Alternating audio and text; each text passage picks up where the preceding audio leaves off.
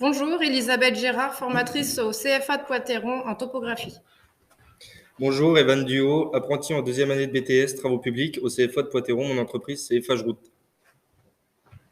Bonjour, Zucari Jordan, formateur référent BTS-TP au CFA de Poitéron.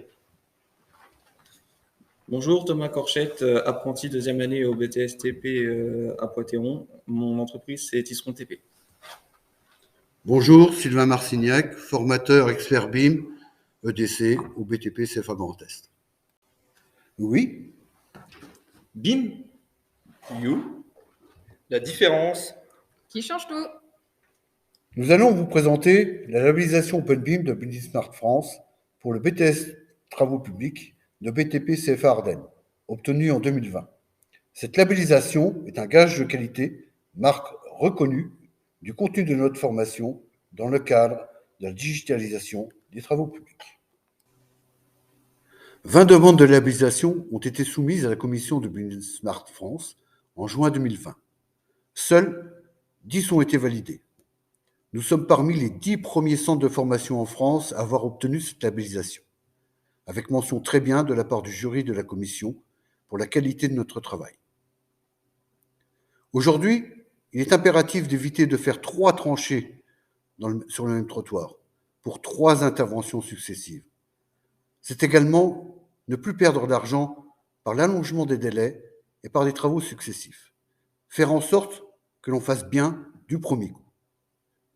La maîtrise économique de nos projets passe par une meilleure gestion, maîtrise de notre chaîne de valeur et donc par l'intégration de tous nos partenaires dans le processus numérique partagé et plus collaboré.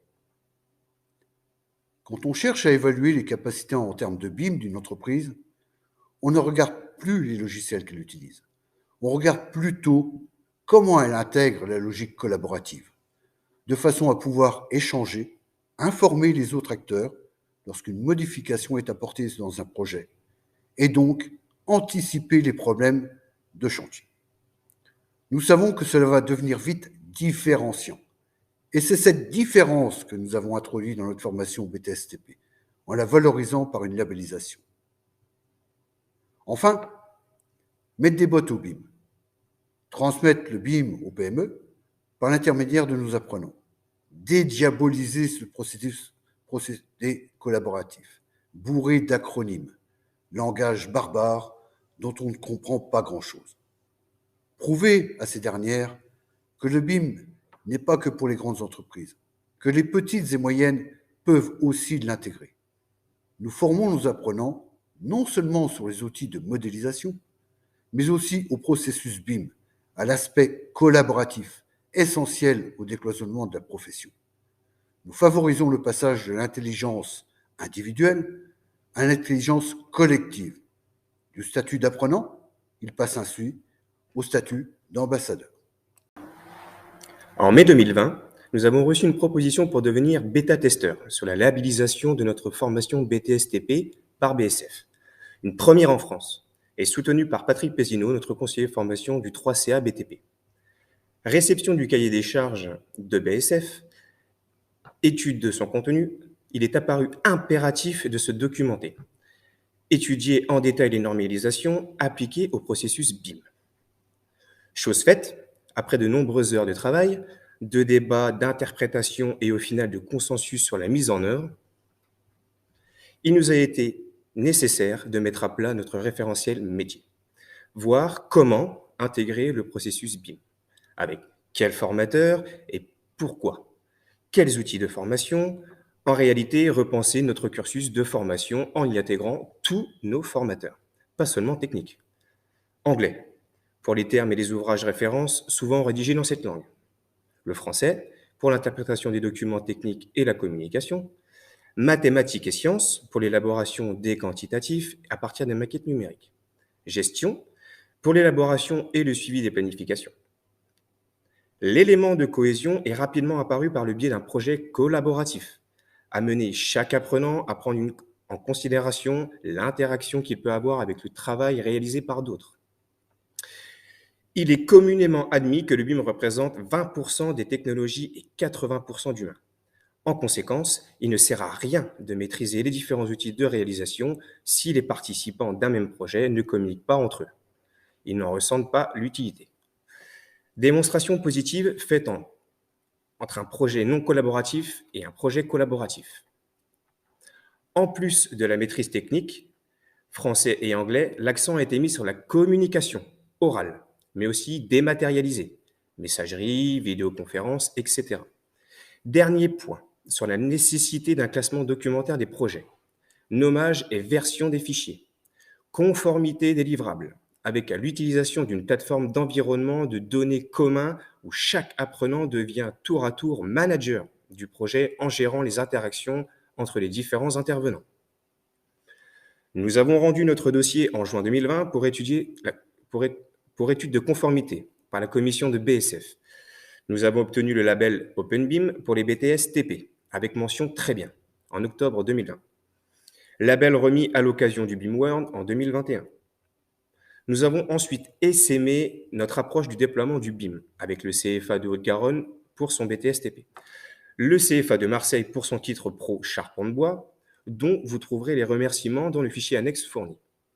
Nous avons communiqué aussi largement à l'occasion des Journées techniques nationales des travaux publics à Dijon en 2021. 4 apprenants sur 7 de la première promotion poursuivent leurs études, alors qu'initialement, ils ne le souhaitaient pas. C'est donc clairement un élément de motivation. 1 en école d'ingénieur et 3 en licence BIM en IUT. Les entreprises sont très satisfaites de leur contenu de leur formation.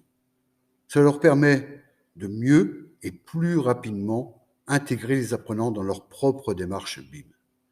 Et, dans la plupart des cas, leur ont proposé de poursuivre leur contrat, soit par une embauche immédiate, soit par la continuité de leur apprentissage à un niveau supérieur. Pour autant, certaines entreprises n'ont toujours pas réintégré la démarche, principalement par manque d'appel d'offres en BIM, générateur d'un manque de retour sur investissement. Suite à cette première labellisation, nous sommes parvenus à labelliser l'ensemble des formations proposées par le BTP CFA Grand Est et ses 6 sites de formation en octobre 2021. Ce sont donc maintenant 70 formations allant du CAP jusqu'au niveau BTS qui sont pleinement valorisées. Encore une première en France, car nous sommes les seuls à avoir obtenu cette labellisation OpenBIM de Building Smart France sur l'offre complète de formation. Cela représente aussi une montée en compétences forte de tous nos formateurs, par l'intermédiaire d'un séminaire BIM annuel, d'un plan de formation orienté BIM et de journées thématiques mensuelles initiées depuis mars 2021. Pour aller plus avant, nous développons actuellement un projet de travail collaboratif, global, pour l'ensemble des filières BTS de BTP CFA Grand Est. Démarrage début septembre 2022 avec une finalisation en mai 2023. Toutes ces filières de formation travailleront sur un projet commun en OpenBIM dans les conditions réelles de travail, selon une charte BIM, une convention BIM élaborée par nos formateurs, avec une restitution de travail sous forme d'un projet final livrable au sens de l'entreprise.